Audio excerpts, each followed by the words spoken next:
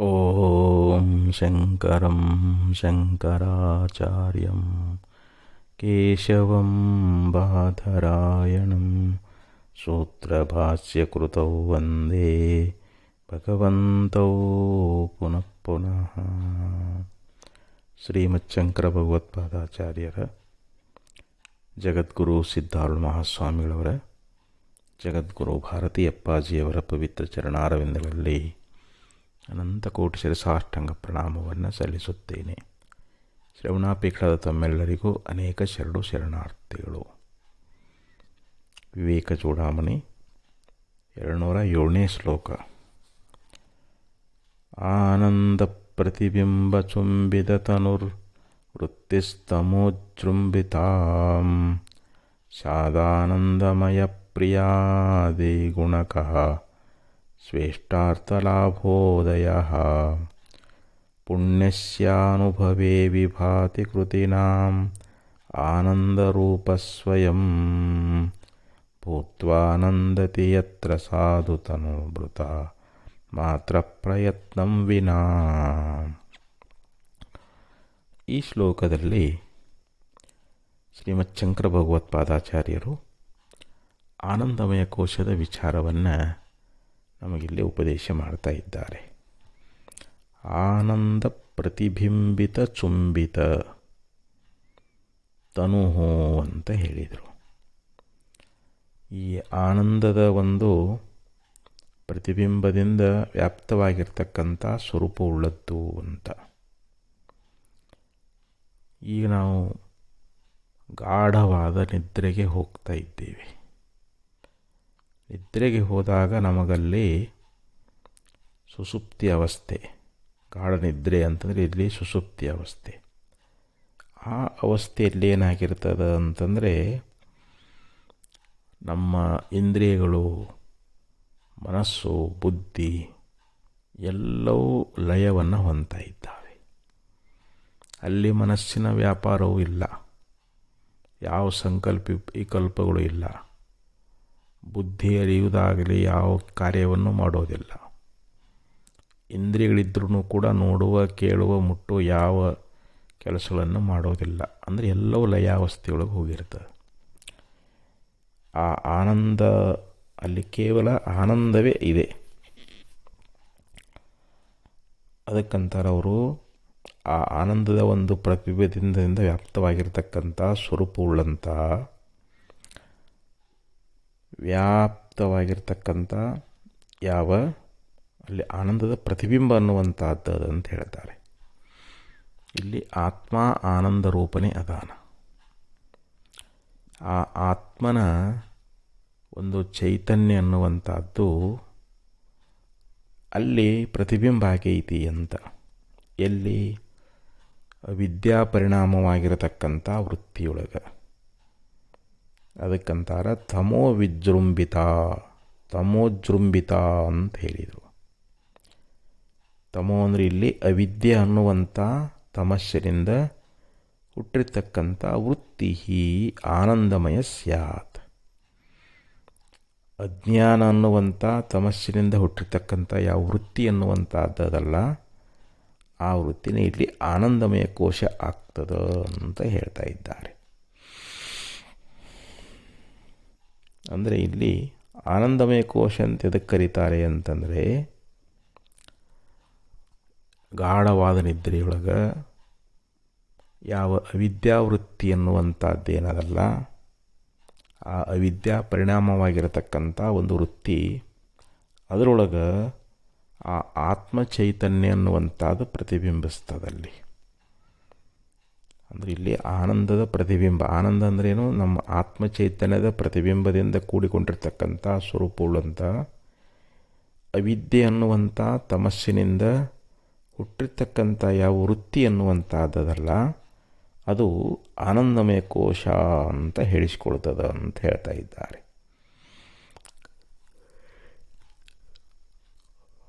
ಅಂದರೆ ಇದು ವಿಜ್ಞಾನಮಯ ಕೋಶಕ್ಕಿಂತಲೂ ಭಿನ್ನವಾಗಿರತಕ್ಕಂಥದ್ದು.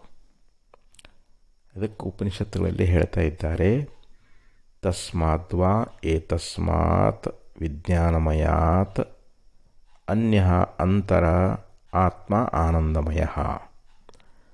ತೈತ್ತರೀಯ ಉಪನಿಷತ್ನಲ್ಲಿ ಹೇಳ್ಕೊಂಡು ಬಂದರು. ಅಂದರೆ ಏತಸ್ಮಾತ್ ವಿಜ್ಞಾನಮಯಾತ್ ಅನ್ಯ, ಅಂದರೆ ಈ ವಿಜ್ಞಾನಮಯ ಕೋಶಕ್ಕಿಂತಲೂ ಭಿನ್ನವಾಗಿರ್ತಕ್ಕಂಥದ್ದು ಅಂತರಃ, ಅದು ಒಳಗಿರ್ತಕ್ಕಂಥದ್ದು. ವಿಜ್ಞಾನಮಯನಾಗಿರ್ತಕ್ಕಂಥ ಯಾವ ಆತ್ಮನಿಗಿಂತ ಬೇರೆಯಾಗಿರುವಂಥದ್ದು ಮತ್ತು ಅಂತರ ಅಂದರೆ ಒಳಗಿರ್ತಕ್ಕಂಥದ್ದು ಆ ಆನಂದಮಯನಾಗಿರ್ತಕ್ಕಂಥ ಆತ್ಮನಿದ್ದಾನೆ. ಆತ್ಮ ಆನಂದಮಯ ಅಂತ ಈಗ ಶ್ರುತಿ ನಮಗೆ ಉಪದೇಶವನ್ನು ಮಾಡ್ತಾ ಇದೆ. ಅದಕ್ಕಂದ್ರೆ ಅವರು ಆನಂದ ಪ್ರತಿಬಿಂಬ ಚುಂಬಿತ ತನುರ್ ವೃತ್ತಿಸ್ತಮೋಜೃಂಬಿತ ಸ್ಯಾದಾನಂದಮಯ ಪ್ರಿಯಾದಿಗುಣಕಃ ಸ್ವೇಷ್ಟಾರ್ಥ ಲಾಭೋದಯ ಅಂತ ಇಲ್ಲಿ ಹೇಳ್ತಾ ಇದ್ದಾರೆ. ಅಂದರೆ ಇಲ್ಲಿ ಪ್ರಿಯ ಮೊದಲಾಗಿರ್ತಕ್ಕಂಥ ಪ್ರಿಯ ಮೋದ ಪ್ರಮೋದ ಅಂತ ನಾವು ಶಾಸ್ತ್ರದಲ್ಲಿ ಕೇಳ್ತಾ ಇದ್ದೀವಿ. ಈ ಪ್ರೇವೇ ಮೊದಲಾಗಿರ್ತಕ್ಕಂಥ ಗುಣಗಳನ್ನು ಅದು ಪಡ್ಕೊಂಡದ ಅಂತ ಅರ್ಥ. ಇಲ್ಲಿ ತಸ್ಯ ಪ್ರಿಯಮೇವ ಶಿರಃ ಅಂಥೇಳಿ ಅಲ್ಲಿ ತೈತ್ತರೀಯ ಉಪನಿಷತ್ತಿನಲ್ಲಿ ಹೇಳ್ಕೊಂಡು ಬಂದಾರ. ಅವನಿಗೆ ಪ್ರಿಯವೇ ತಲೆಯಾಗಿದೆ. ಆನಂದ ಆತ್ಮ, ಆ ಆನಂದ ಅದು ಮಧ್ಯಭಾಗವಾಗಿರ್ತಕ್ಕಂಥದ್ದು. ಹೀಗೆ ಶ್ರುತಿ ನಮಗೆ ಉಪದೇಶ ಮಾಡಿಕೊಂಡು ಬಂದದ್ದು. ಅದಕ್ಕೆ ಇಲ್ಲಿ ಪ್ರಿಯವೇ ಮೊದಲಾಗಿರ್ತಕ್ಕಂಥಗಳನ್ನು ಪಡೆದಿದೆ. ಆ ಬಳಿಕ ಹೇಳ್ತಾ ಇದ್ದಾರೆ ಇಷ್ಟಾರ್ಥ ಲಾಭೋದಯ ಪುಣ್ಯಸ್ಯಾನುಭವೇ ವಿಭಾತಿ ಕೃತಿನಾಂ ಆನಂದರೂಪ ಸ್ವಯಂ. ಇಲ್ಲಿ ಇಷ್ಟಾರ್ಥ ಅನ್ನುವಂಥದ್ದು ಕೈಗೂಡಿದಾಗ ಉದಯವಾಗಿರ್ತಕ್ಕಂಥದ್ದು. ಈಗ ಪ್ರಿಯ ಮೋದ ಪ್ರಮೋದ, ಈಗೊಬ್ಬವನಿಗೆ ಬಾಯಾರಿಕೆ ಆಗಿದೆ ಅಂತ ತಿಳ್ಕೊಳ್ರಿ. ಅವನು ಬಾವಿ ಹತ್ತಿರ ಹೋಗ್ತಾ ಇದ್ದಾನೆ. ಆ ಬಾವಿಯೊಳಗೆ ನೀರು ನೋಡ್ತಾನೆ. ಅವನಿಗೆ ಭಾಳ ಪ್ರೀತಿ ಅನ್ನಿಸ್ತದೆ. ಓಹೋ, ಇಲ್ಲಿ ನೀರಿದೆಯಲ್ಲ, ನನ್ನ ಬಾಯಾರಿಕೆಯನ್ನು ನಾನು ದೂರ ಮಾಡಿಕೊಳ್ಳಬಹುದು ಅಂತ ಪ್ರಿಯ ಅನ್ನಿಸ್ತದೆ. ಆವಾಗ ಅಲ್ಲಿ ಹಗ್ಗನೂ ಇತ್ತು, ಬಕೆಟ್ಟು ಇತ್ತು. ಒಳಗೆ ಅವ ಬಕೆಟ್ ನೀರಾಗಿ ಬಿಟ್ಟು ನೀರು ಜಕ್ಕೊಂಡ. ಆವಾಗ ಅವನಿಗೇನು ಅನ್ನಿಸ್ತು? ಮೋದ. ಆ ನೀರನ್ನು ಕುಡಿದಾಗ ಅವನಿಗೆ ಪ್ರಮೋದ ಅಂತ. ಪ್ರಿಯ ಮೋದ ಪ್ರಮೋದ. ಹಾಗೆ ಇಲ್ಲಿ ಈ ಇಷ್ಟಾರ್ಥ ಅನ್ನುವಂಥದ್ದು ಕೈಗೂಡಿದಾಗ ಈ ಪ್ರಿಯ ಮೋದ ಅನ್ನುವಂಥದ್ದು ಅದು ಉದಯ ಆಗ್ತದೆ ಅಂತೇಳಿ ಹೇಳ್ತಾ ಇದ್ದಾರೆ. ಪುಣ್ಯಸ್ಯ ಅನುಭವೇ ವಿಭಾತಿ ಕೃತಿನಾಂ. ಪುಣ್ಯವಂತರಿಗೆ ಇಲ್ಲಿ ಆ ಪುಣ್ಯಕರ್ಮದ ಫಲದ ಅನುಭವ ಆದಾಗ ಇದು ತೋರಿಕೊಳ್ಳುವಂಥದ್ದಾಗ್ತದೆ. ನೋಡಿ, ಈ ಯಾರು ಪುಣ್ಯವಂತರದಾರ ಅಂದರೆ ನಾವಿಲ್ಲಿ ಇದು ಪೂರ್ವಜನ್ಮದ ಒಂದು ಅಥವಾ ಒಂದು ಪ್ರಯತ್ನ ಬೇಕಂತಾರದು. ಪೂರ್ವಜನ್ಮದ ಅಥವಾ ಪೂರ್ವದಲ್ಲಿ ಮಾಡಿರ್ತಕ್ಕಂಥ ಪ್ರಯತ್ನ ಮೂಲಕದ ಒಂದು ಫಲ ಅಂಥೇಳಿ ಹೇಳಿಕೊಂಡು ಬಂದರು. ಅಂದರೆ ಪುಣ್ಯವಂತರಿಗೆ ಆ ಪುಣ್ಯಕರ್ಮದ ಫಲದ ಒಂದು ಅನುಭವ ಆದಾಗ ಇದು ತೋರಿಕೊಳ್ಳುವಂಥದ್ದು. ಪುಣ್ಯಸ್ಯಾನುಭವೇ ವಿಭಾತಿ ಕೃತಿನಾಂ ಆನಂದರೂಪ ಸ್ವಯಂ ಭೂತ್ವಾ ಆನಂದತೆ ಯತ್ರ ಸಾಧು ತನುಭೃತಾನ್ ಮಾತ್ರ ಪ್ರಯತ್ನಂ ವಿನಾ ಅಂತ ಹೇಳಿದರು. ಅಂದರೆ ಈ ಆನಂದಮಯ ಕೋಶದೊಳಗೆ ಶರೀರವುಳ್ಳಂಥವನು ಪ್ರಯತ್ನವನ್ನು ಮಾಡದೆಯೇ ಇದು ಸ್ವಯಂ ಆನಂದರೂಪವಾಗಿ ಚೆನ್ನಾಗಿ ಸಂತೋಷ ಪಡ್ತಾ ಇದ್ದಾನೆ ಅಂತ. ಈ ಆನಂದಮಯ ಕೋಶದೊಳಗೆ ಈ ಆನಂದಮಯ ಕೋಶ ಶರೀರವನ್ನು ಹೊಂದಿರತಕ್ಕಂಥವನು ಇಲ್ಲಿ ಪ್ರಯತ್ನ ಮಾಡದೆ ಅಂತ ಹೇಳಿದರು ಅವರು. ಅಂದರೆ ತಾತ್ಕಾಲಿಕವಾಗಿರ್ತಕ್ಕಂಥ ಒಂದು ಪ್ರಯತ್ನ ಇಲ್ಲದೆ ನಮಗೆ ಈ ಆನಂದದ ಅನುಭವ ಅನ್ನುವಂಥದ್ದಾಗ್ತದೆ.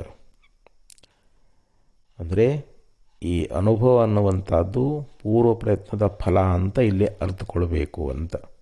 ಪೂರ್ವದಲ್ಲಿ ಮಾಡಿರ್ತಕ್ಕಂಥ ಪ್ರಯತ್ನದಿಂದಲೇ ಈ ಆನಂದದ ಫಲವನ್ನು ಪಡ್ಕೊಳ್ತಾ ಇದ್ದಾನೆ ಅಂಥೇಳಿ ಅದಕ್ಕೆ ಭೂತ್ವಾನಂದತಿ ಯತ್ರ ಸಾಧು ತನುಭೃತಾನ್ ಮಾತ್ರ ಪ್ರಯತ್ನಂ ವಿನ.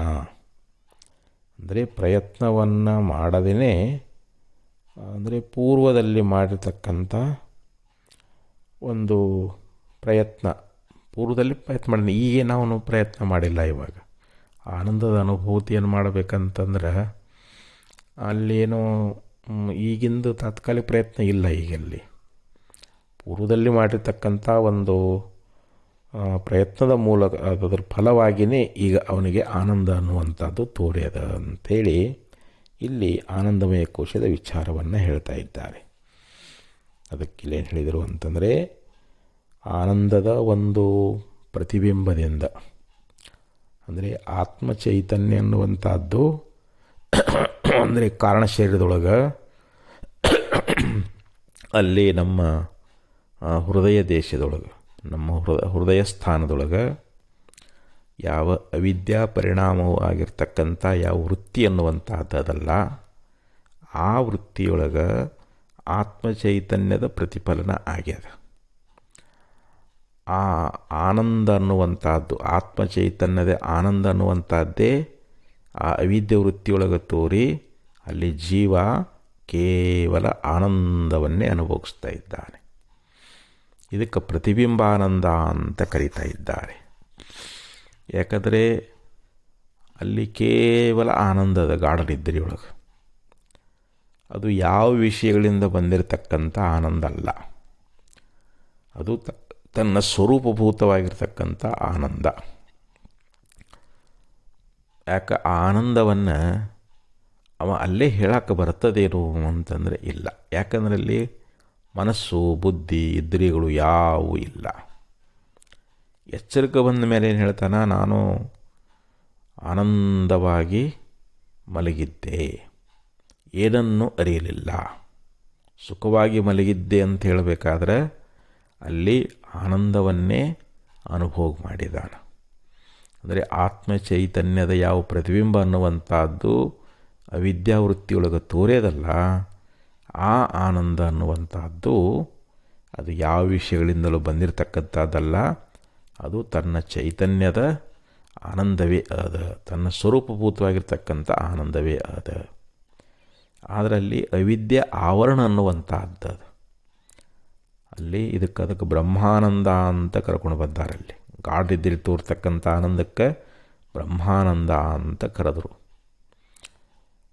ಆದರೆ ಅಂಥ ಅದು ಪ್ರತಿಬಿಂಬ ಆನಂದ. ಈಗ ನಾವು ಜಾಗೃತ ಕಾಲದಲ್ಲಿ ಅಜ್ಞಾನಿ ವೃತ್ತಿಯನ್ನು ಮಾಡಿಕೊಂಡು ನಮ್ಮ ಸ್ವರೂಪವನ್ನು ತಿಳ್ಕೊಂಡು ಆ ಸ್ವರೂಪದ ಸಾಕ್ಷಾತ್ಕಾರವನ್ನು ಮಾಡಿಕೊಂಡು ಬಿಂಬರೂಪವಾದ ಆನಂದವನ್ನು ಹೊಂದಿದಾಗ ಮಾತ್ರ ನಮಗೆ ಮುಕ್ತಿ ಆಗ್ತದೆ. ಗಾಢನಿದ್ರೆಯಲ್ಲಿ ಆನಂದ ಐತೆ ಅಂದ್ರೂ ಕೂಡ ಅಲ್ಲಿ ಅವಿದ್ಯೆ ಆವರಣ ಇರುವುದರಿಂದ ಅದು ಕ್ಷಣಿಕವಾದ ಆನಂದ ಅಂತ ಹೇಳಿಸಿಕೊಳ್ತದೆ. ಆನಂದ ಯಾವಾಗಲೂ ಇರೋದಿಲ್ಲ. ಅದಕ್ಕೆ ಇಲ್ಲಿ ಏನು ಹೇಳ್ಕೊಂಡು ಬಂದರು, ಆ ಆನಂದದ ಒಂದು ಪ್ರತಿಬಿಂಬದಿಂದ ಕೂಡಿಕೊಂಡಿರ್ತಕ್ಕಂಥ ಯಾವ ಸ್ವರೂಪವುಳ್ಳದ್ದು ಮತ್ತು ಅಜ್ಞಾನ ಅನ್ನುವಂಥ ತಮಸ್ಸಿನಿಂದ ಹುಟ್ಟಿರ್ತಕ್ಕಂಥ ವೃತ್ತಿ ಎನ್ನುವಂಥದ್ದೇನದಲ್ಲ, ಇದು ಆನಂದಮಯ ಕೋಶ ಅಂತ ಹೇಳಿಸಿಕೊಳ್ತದೆ ಅಂತ ಹೇಳಿದರು. ಮತ್ತು ಇದು ಪ್ರಿಯ, ಮೋದ, ಪ್ರಮೋದ ಅನ್ನುವಂಥ ಇದು ಗುಣಗಳಿಂದ ಈ ಆನಂದಮಯ ಕೋಶ ಅನ್ನುವಂಥದ್ದು ಇದು ಕೂಡಿಕೊಂಡದ. ಮತ್ತು ಇದು ಇಷ್ಟಾರ್ಥ ಅನ್ನುವಂಥದ್ದು ಕೈಗೂಡಿದಾಗ ಉದಯವಾಗತಕ್ಕಂಥದ್ದದ. ಮತ್ತು ಇದು ಯಾರು ಪುಣ್ಯವಂತರದಾರ, ಪೂರ್ವಜನ್ಮದಲ್ಲಿ ಆಗಲಿ ಈಗಾಗಲಿ ಯಾರು ಪುಣ್ಯ ಮಾಡ್ಕೊಂಡು ಬಂದಾರಲ್ಲ, ಆ ಪುಣ್ಯ ಕರ್ಮದ ಫಲದ ಅನುಭವ ಅನ್ನುವಂಥದ್ದಾದಾಗ ಇದು ಈ ಆನಂದ ಅನ್ನುವಂಥದ್ದು ಇದು ನಮಗೆ ತೋರುತ್ತದೆ. ಇಂಥ ಆನಂದಮಯ ಕೋಶದಲ್ಲಿ ಶರೀರವುಳ್ಳಂಥವನು ಪ್ರಯತ್ನ ಮಾಡದೇ ಅವನು ಕೇವಲ ಸ್ವಯಂ ಆನಂದ ರೂಪನಾಗಿ ಯಾವಾಗಲೂ ಸಂತೋಷ ಪಡ್ತಾ ಇದ್ದಾನೆ.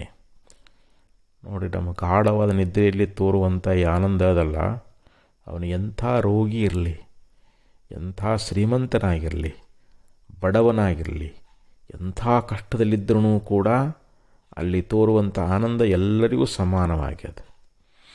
ಗಾಢನಿದ್ರೆ ಎಲ್ಲರೂ ಸಮಾನವಾಗಿರ್ತಕ್ಕಂಥ ಆನಂದವನ್ನೇ ಅನುಭೋಗ ಮಾಡ್ತಾ ಇದ್ದೀವಿ. ಯಾಕಂದರೆ ಆವಾಗ ಅಲ್ಲಿ ಶರೀರದ ಬಾನ ಇರಂಗಿಲ್ಲ, ಮನಸ್ಸು ಲಯ ಆಗಿರ್ತದೆ, ಬುದ್ಧಿ ಲಯ ಆಗಿರ್ತದೆ.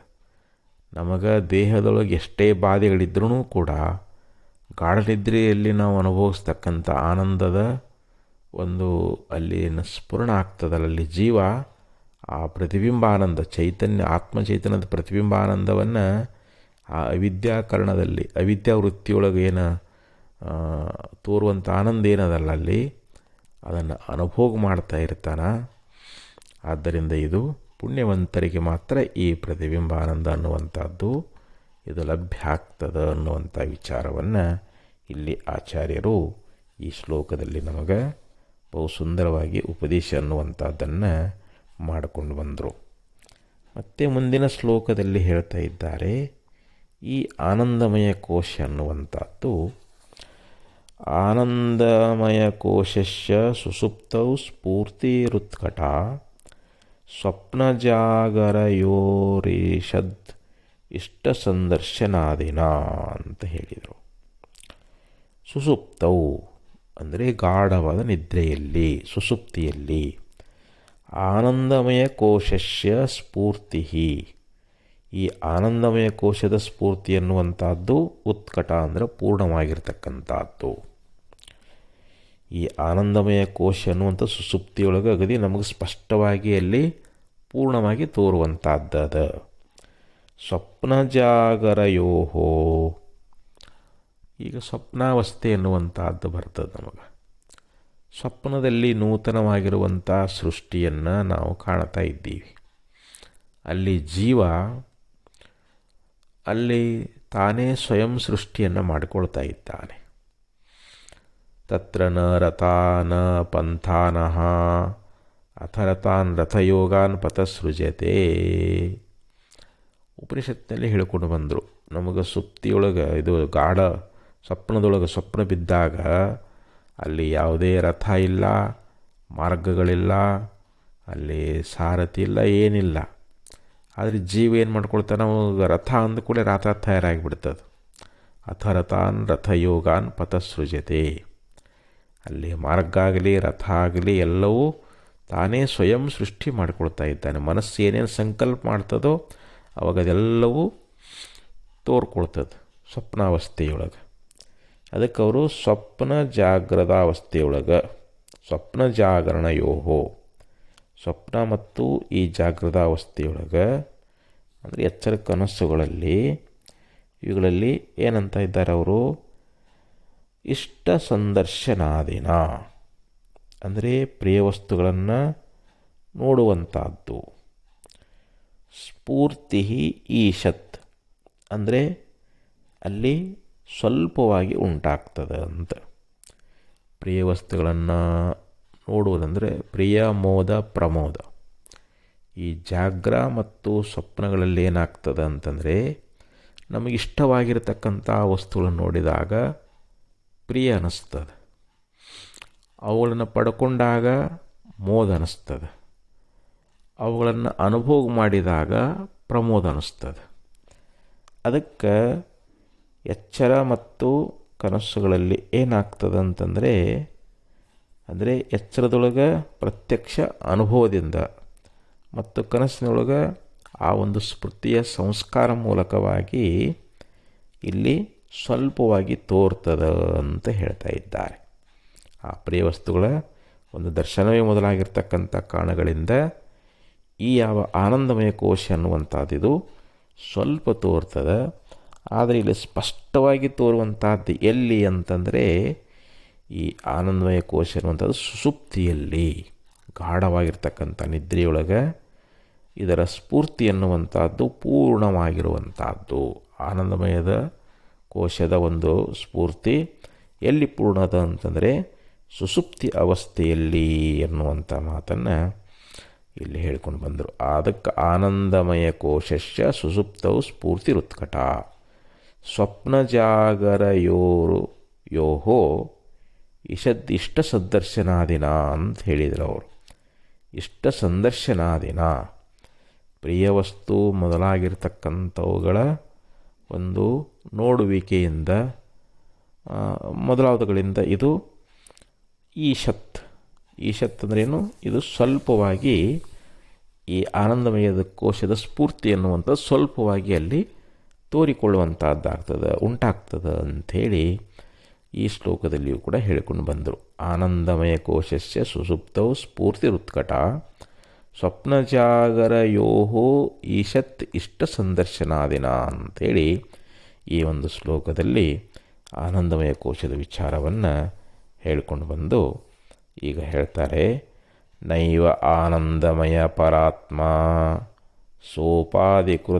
ಸೋಪಾಧಿಕತ್ವಾತ್ ಪ್ರಕೃತೈರ್ವಿಕಾರಾತ್ ಕಾರ್ಯತ್ವಹೇತೋ ಸುಕೃತಕ್ರಿಯಾಯ ವಿಕಾರ ಸಂಗಾತ ಸಮಾಹಿತತ್ವಾತ್. ಈ 209ನೇ ಶ್ಲೋಕದೊಳಗೆ ಈ ಆನಂದಮಯ ಕೋಶ ಅನ್ನುವಂಥದ್ದು ಇದು ಆತ್ಮ ಅಲ್ಲ, ಇದು ಪರಮಾತ್ಮ ಅಲ್ಲ ಅನ್ನುವಂಥದ್ದನ್ನು ಈ ಶ್ಲೋಕದಲ್ಲಿ ನಮಗೆ ಉಪದೇಶ ಮಾಡುವಂಥವರಾಗ್ತಾ ಇದ್ದಾರೆ. ಅಂದರೆ ಆನಂದಮಯ ಕೋಶ ಅನ್ನುವಂಥದ್ದು ಇದು ಅನಾತ್ಮದ, ನಾವು ಇದೇ ಆತ್ಮ ಅಂತ ಭಾವಿಸಬಾರದು, ಇದು ಅನಾತ್ಮ ರೂಪವಾಗಿರ್ತಕ್ಕಂಥದ್ದು. ಅದಕ್ಕಂತಾರ ನೈವ ಆನಂದಮಯ ಪರಾತ್ಮ, ಅಯಂ ಆನಂದಮಯ ಅಂದರೆ ಈ ಆನಂದಮಯ ಕೋಶ ಅನ್ನುವಂಥದ್ದು ಸೋಪಾಧಿಕತ್ವಾತ್, ಇದು ಉಪಾದಿಯನ್ನು ಹೊಂದ್ಯದ. ಆನಂದಮಯ ಕೋಶ ಅನ್ನುವಂಥದ್ದು ಇದು ಉಪಾದಿಯನ್ನು ಹೊಂದ್ಯದ. ಯಾಕಂದರೆ ಇದು ಕಾರಣ ಶರೀರದೊಳಗೆ ಅವಿದ್ಯಾವೃತ್ತಿಯಿಂದ ಕೂಡ್ಕೊಂಡದ. ಅವಿದ್ಯೆ ಅನ್ನುವಂಥ ಅಲ್ಲಿ ಉಪಾದಿ ಅನ್ನುವಂಥದ್ದು ಅದು. ಆ ಅವಿದ್ಯೆದ ಆವರಣ ಅನ್ನುವಂಥದ್ದು ಇರುವುದರಿಂದಲೇ ನಮಗಲ್ಲಿ ಆ ಬಿಂಬರೂಪವಾಗಿರ್ತಕ್ಕಂಥ ಪ್ರತ್ಯೇಗಾತ್ಮದ ಆನಂದ ಅನ್ನುವಂಥದ್ದನ್ನು ನಾವು ಪ್ರತ್ಯಕ್ಷವಾಗಿ ಅನುಭವ ಮಾಡ್ತೇವೇನೋ ಅಂತಂದರೆ ಇಲ್ಲ. ಆದರೆ ನಾವು ಅದನ್ನು ಎಚ್ಚರದಲ್ಲಿ ಮಾಡ್ಕೊಳ್ಬೇಕಾಗ್ಯದ. ಜಾಗೃತಾವಸ್ಥೆಯೊಳಗೆ ಗುರು ಶಾಸ್ತ್ರಗಳಿಗೆ ಶರಣಾಗತರಾಗಿ ನಮ್ಮ ಸ್ವರೂಪದ ಯಥಾರ್ಥವಾಗಿರ್ತಕ್ಕಂಥ ಜ್ಞಾನವನ್ನು ಮಾಡಿಕೊಂಡು ನಮ್ಮ ವೃತ್ತಿಯನ್ನು ಅಂತರ್ಮುಖ ಮಾಡಿಕೊಂಡು ಆ ಸತ್ತು ಚಿತ್ತು ಆನಂದ ನಿತ್ಯಪೂರ್ಣವಾಗಿರ್ತಕ್ಕಂಥ ಪಂಚಕೋಶಗಳಿಗೆ ವಿಲಕ್ಷಣ ಸಾಕ್ಷಿಯಾಗಿರ್ತಕ್ಕಂಥ ಯಾವ ಶುದ್ಧ ಚೈತನ್ಯ ಅನ್ನುವಂಥದ್ದಲ್ಲ, ಅದೇ ನಾನು ಅನ್ನುವಂಥ ಜ್ಞಾನವನ್ನು ಮಾಡಿಕೊಂಡಾಗ ನಮಗೆ ಎಚ್ಚರಾವಸ್ಥೆಯೊಳಗೆ ಅವಿದ್ಯೆ ನಿವೃತ್ತಿ ಅನ್ನುವಂಥದ್ದಾಗ್ತದೆ. ಅಹಂ ಬ್ರಹ್ಮಾಸ್ಮಿ ಅನ್ನುವಂಥ ಸ್ವರೂಪಾಕಾರ ಉಂಟಾದಾಗ ನಮಗಲ್ಲಿ ಅಪರೋಕ್ಷವಾದ ಜ್ಞಾನವನ್ನು ನಾವು ಅನುಭವ ಮಾಡ್ತೀವಿ. ಅದು ನಿತ್ಯವಾದ ಆನಂದ, ಅದು ನಿತ್ಯವಾದ ಸುಖ, ಅದೇ ನಮಗೆ ಮೋಕ್ಷ ಸ್ವರೂಪವಾಗಿರತಕ್ಕಂಥದ್ದು. ಆದರೆ ಅಲ್ಲಿ ನಮಗೆ ಆನಂದಮಯ ಕೋಶ ಅನ್ನುವಂಥದ್ದೇನು ಅಲ್ಲಿ ಆನಂದ ತೋರ್ತದಿಲ್ಲ ನನಗೆಲ್ಲ. ಗಾಢ ನಿದ್ರೆಯೊಳಗೆ ಸುಸುಪ್ತಿ ಅವಸ್ಥೆಯೊಳಗೆ ಆ ಚೈತನ್ಯ ಆತ್ಮಚೈತನ್ಯದ ಒಂದು ಪ್ರತಿಬಿಂಬ ಅನ್ನುವಂಥದ್ದು ಅವಿದ್ಯಾವೃತ್ತಿಯಲ್ಲಿ ತೋರಿದಾಗ ಅಲ್ಲಿ ಜೀವನಿಗೆ ಆನಂದ ಆಗೇ ಅದ. ಆದರೆ ಅದು ಆತ್ಮಚೈತನ್ಯದ ಪ್ರತಿಬಿಂಬವೇ ಆಗೈತೆ ಹೊರತು ಅದು ಬಿಂಬರೂಪವಾದ ಆನಂದ ಅನ್ನುವಂಥದ್ದಲ್ಲ. ಪ್ರತಿಬಿಂಬ ಆನಂದವನ್ನೇ ಜೀವಲ್ಲಿ ಅನುಭೋಗ ಮಾಡ್ತಾ ಇದ್ದಾನೆ. ಅದಕ್ಕಂದ್ರೆ ಅದು ಆ ಆನಂದಮಯ ಕೋಶ ಅನ್ನುವಂಥದ್ದು ಸೋಪಾಧಿಕತ್ವಾತ್, ಅಂದರೆ ಅದು ಉಪಾಧಿ ಉಳ್ಳದ್ದು.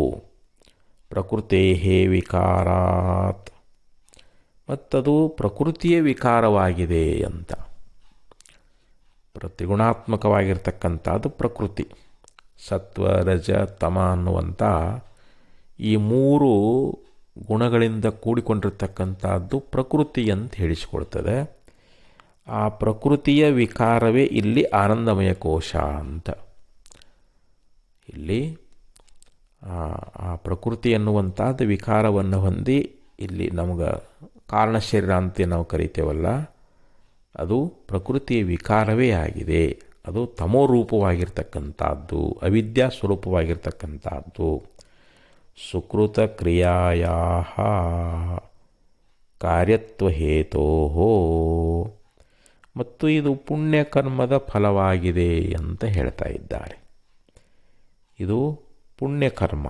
ನೋಡ್ರಿ, ಯಾರು ಪುಣ್ಯಕರ್ಮಗಳನ್ನು ಮಾಡ್ಕೊಂಡು ಬಂದಿದ್ದಾರೋ ಅಂಥವರಿಗೆ ಮಾತ್ರ ಅಂಥ ಗಾಢವಾದ ಆನಂದವನ್ನು ಸುಷುಪ್ತಿಯೊಳಗೆ ಅನುಭವಿಸುವಂಥವರಾಗ್ತಾ ಇದ್ದಾರೆ. ಈ ಆನಂದಮಯ ಕೋಶ ಅನ್ನುವಂಥದ್ದು ಇದು ಪುಣ್ಯಕರ್ಮಗಳ ಒಂದು ಫಲ ಅಂತಲೂ ಕೂಡ ಕರೀತಾ ಇದ್ದಾರೆ. ವಿಕಾರ ಸಂಘಾತ ಸಮಾಹಿತತ್ವಾತ್. ಇಲ್ಲಿ ವಿಕಾರಗಳಾಗಿರ್ತಕ್ಕಂಥ ಇತರ ಕೋಶಗಳು ಅಂದರೆ ಅನ್ನಮಯ ಕೋಶ, ಪ್ರಾಣಮಯ ಕೋಶ, ಮನೋಮಯ ಕೋಶ, ವಿಜ್ಞಾನಮಯ ಕೋಶ, ಈ 4 ಕೋಶಗಳಿಂದ ಇವು 4 ಕೋಶಗಳು ಹೇಗದಾವು? ಇವು ಕೂಡ ವಿಕಾರವುಳ್ಳವುಗಳಾಗಿದ್ದಾವೆ. ಅನ್ನಮಯ ಕೋಶವು ಕೂಡ ಇದು ವಿಕಾರವನ್ನು ಹೊಂದುವಂಥದ್ದು. ಈ ಅನ್ನಮಯ ಕೋಶ ಅನ್ನುವಂಥದ್ದು ಇದು ಅನ್ನದಿಂದಲೇ ಹುಟ್ಟ್ಯದ, ಅನ್ನದಿಂದಲೇ ಬೆಳೆದದ, ಕೊನೆಗೆ ಅನ್ನಮಯವಾದ ಪೃಥ್ವಿಯೊಳಗನ ಇದು ಲೀನಾಗಿ ಹೋಗ್ತದೆ. ಯಾವುದು? ಈ ಸ್ಥೂಲ ಶರೀರ ಅನ್ನುವಂಥದ್ದು. ಈ ಸ್ಥೂಲ ಶರೀರವೇ ಇದು ಅನ್ನಮಯ ಕೋಶ ಅಂತ ಹೇಳಿಸಿಕೊಳ್ತದೆ. ಇದು ವಿಕಾರವುಳ್ಳದ್ದು.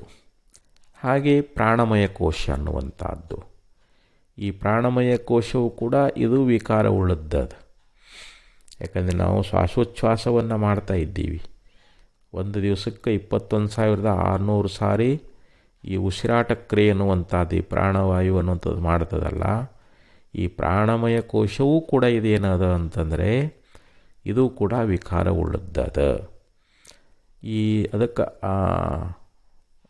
ಉಪನಿಷತ್ತಲ್ಲಿ ಏನು ಹೇಳಿದ್ದಾರೆ ಅಂತಂದರೆ, ಅನ್ನಮಯ ಕೋಶದ ಒಳಗೆ ಪ್ರಾಣಮಯ ಕೋಶ ಅದ, ಪ್ರಾಣಮಯ ಕೋಶದ ಒಳಗೆ ಮನೋಮಯ ಕೋಶ ಅದ, ಮನೋಮಯ ಕೋಶದ ಒಳಗೆ ವಿಜ್ಞಾನಮಯ ಕೋಶ ಅದ. ಅದಕ್ಕೆ ಆ ವಿಕಾರಗಳಾಗಿರ್ತಕ್ಕಂಥ ಇತರ ಕೋಶಗಳಿಂದ ಇದು ಆವರಿಸಲ್ಪಟ್ಟದ ಅಂತ.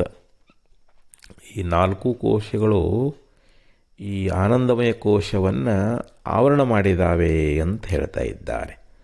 ಪರಾತ್ಮ ನ ಏವ, ಇದು ಪರಮಾತ್ಮ ಆಗಲಾರದು ಅಂತ. ಯಾವುದು? ಆನಂದಮಯ ಕೋಶ ಅನ್ನುವಂಥದ್ದು ಇದು ಪರಮಾತ್ಮ ಆಗ್ತದೇನು ಅಂತಂದರೆ ಇದು ಆಗೋದಿಲ್ಲ. ಇದು ಆನಂದವೇ ಅಲ್ಲಿ ಇದೆ ಅಂದ್ರೂ, ಆತ್ಮಚೈತನ್ಯದ ಪ್ರತಿಬಿಂಬ ಅಲ್ಲಿ ತೋರಿದಂದ್ರೂ, ಅಲ್ಲಿ ಜೀವ ಆನಂದವನ್ನೇ ಅನುಭವ ಮಾಡ್ತಾ ಇದ್ದಾನಂದ್ರೂ ಕೂಡ ಈ ಆನಂದಮಯ ಕೋಶವನ್ನು ನಾವು ಪರಮಾತ್ಮ ಅಂತ ತಿಳ್ಕೊಳ್ಳಿಕ್ಕಾಗ್ತದೇನು ಅಂತಂದರೆ ಇದು ಆಗೋದಿಲ್ಲ. ಅದಕ್ಕೆ ಈ ಆನಂದಮಯ ಕೋಶ ಇದು ಪರಮಾತ್ಮ. ಯಾಕಂದರೆ ಇದು ಉಪಾದಿಯಿಂದ ಕೂಡ್ಕೊಂಡೈತಿ, ಒಂದೇ ಕಾರಣ. ಮತ್ತು ಇದು ಪ್ರಕೃತಿಯ ವಿಕಾರ ಆಗೈತಿ, ಎರಡನೇದ್ದು. ಆಮೇಲೆ ಇದು ಪುಣ್ಯಕರ್ಮದ ಫಲ ಆಗೈತಿ. ಆನಂದಮಯ ಕೋಶ ಪುಣ್ಯಕರ್ಮದಿಂದಲೇ, ಆ ಪುಣ್ಯಕರ್ಮದ ಫಲನೇ ಇಲ್ಲಿ ಆನಂದಮಯ ಕೋಶ. ಯಾಕಂದ್ರೆ ಪುಣ್ಯದಿಂದಲೇ ಆನಂದ ಪ್ರಾಪ್ತಿ. ನಮಗೆ ನಾವು ಸಂಸಾರದಲ್ಲಿ ಸುಖವನ್ನು ಪಡಿಬೇಕಾಗಿತ್ತು ಅಂತಂದರೆ ನಮ್ಮಲ್ಲಿ ಪುಣ್ಯ ಇದ್ರೇ ಆ ಸುಖ ಅನ್ನುವಂಥದ್ದಾಗ್ತದೆ. ಅದಕ್ಕೆ ಇದು ಪುಣ್ಯದ ಒಂದು ಕಾರ್ಯ, ಪುಣ್ಯಕರ್ಮದ ಫಲ ಅಂತ ಇದು. ಮತ್ತು ವಿಕಾರಗಳಾಗಿರ್ತಕ್ಕಂಥ ಎಲ್ಲ ಕೋಶಗಳಿಂದ ಇದು ಆವರಿಸಲ್ಪಟ್ಟಿರುವುದರಿಂದ ಈ ಆನಂದಮಯ ಕೋಶ ಅನ್ನುವಂಥದ್ದು ಇದು ಅನಾತ್ಮ ಆಗಿದೆ ಹೊರತು ಇದು ಆತ್ಮ ಆಗಕ್ಕೆ ಸಾಧ್ಯ ಇಲ್ಲ. ಆನಂದಮಯ ಕೋಶವನ್ನೇ ನಾವು ಆತ್ಮ ಅಂತ ತಿಳ್ಕೊಳ್ಬಾರದು. ಆನಂದೇನೋ ಇದೇ ಕರೆ, ಆದರೆ ಇದು ವಿಕಾರವುಳ್ಳದ್ದರಿಂದ, ಉಪಾದಿಯಿಂದ ಕೂಡಿದ್ದರಿಂದ ಈ ಆನಂದಮಯ ಕೋಶವನ್ನು ನಾವು ಆತ್ಮ, ಇದೇ ಪರಮಾತ್ಮ ಅಂಥೇಳಿ ಭಾವಿಸಲಿಕ್ಕೆ ಬರಂಗಿಲ್ಲ. ಯಾಕಂದರೆ ಈ ಪಂಚಕೋಶಗಳಿಗೆ ವಿಲಕ್ಷಣವಾಗಿರ್ತಕ್ಕಂಥ ಸಾಕ್ಷಿ ಪ್ರತ್ಯೇಕಾತ್ಮ ಪರಬ್ರಹ್ಮ ಸ್ವರೂಪ, ಅದು ನಮ್ಮ ಸ್ವರೂಪ. ಅದು ಈ ಪಂಚಕೋಶಗಳಿಗೆ ವಿಲಕ್ಷಣವಾಗಿರ್ತಕ್ಕಂಥದ್ದು. ಈ ಪಂಚಕೋಶಗಳು ಇವು ಅನಾತ್ಮದಾವು, ಇವು ಜಡ ಅದಾವು, ಇವು ವಿಕಾರವುಳ್ಳವುಗಳದಾವು. ಆದ್ದರಿಂದ ಇವು ಅನಿತ್ಯದಾವು. ಆದರೆ ಇವುಗಳಿಗೆ ಸಾಕ್ಷಿಯಾಗಿರ್ತಕ್ಕಂಥ ಪ್ರತ್ಯೇಕಾತ್ಮ ಮಾತ್ರ ಇವುಗಳನ್ನು ಬೇರೆಯಾಗಿದ್ದುಕೊಂಡು ಈ ಪಂಚಕೋಶಗಳನ್ನು ಅರಿಯುವವನಾಗಿದ್ದಾನೆ. ಆತ್ಮ ಇವುಗಳನ್ನು ದೃಶ್ಯವಾಗಿ ಅರಿತಾ ಇದ್ದಾನ ಅಂದ ಬಳಕ ಇವು ದೃಶ್ಯಗಳಾಗಿರುವುದರಿಂದ ಇವು ಅನಾತ್ಮ ಅಂತ ಸಿದ್ಧ ಆಗ್ತದೆ. ಆದ್ದರಿಂದ ಈ ಶ್ಲೋಕದಲ್ಲಿ ಆಚಾರ್ಯ ಏನು ತಿಳಿಸಿದರು ಅಂತಂದರೆ, ನೈವ ಆನಂದಮಯ ಪರಾತ್ಮ ಸೋಪಾಧಿಕತ್ವಾತ್ ಪ್ರಕೃತೇರ್ವಿಕಾರಾತ್ ಕಾರ್ಯತ್ವಹೇತೋ ಸುಕೃತಕ್ರಿಯಾಯ ಕಾರ್ಯತ್ವಹೇತೋ. ಇದು ಪುಣ್ಯಕರ್ಮದ ಫಲವಾಗಿರುವುದರಿಂದಲೂ ಪ್ರಕೃತಿ ವಿಕಾರವಾಗಿರುವುದರಿಂದಲೂ ಉಪಾದಿಯಿಂದ ಕೂಡಿದ್ದರಿಂದಲೂ ವಿಕಾರ ಸಂಗಾತ ಸಮಾಹಿತತ್ವಾತ್.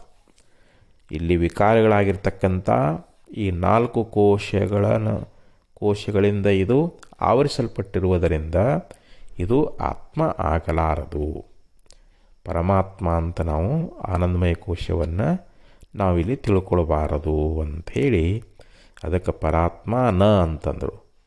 ಈ ಪರಮಾತ್ಮನು ಇವನು ಅಲ್ಲವೇ ಅಲ್ಲ ಅಂಥೇಳಿ ಹೇಳಿಕೊಂಡು ಬಂದರು.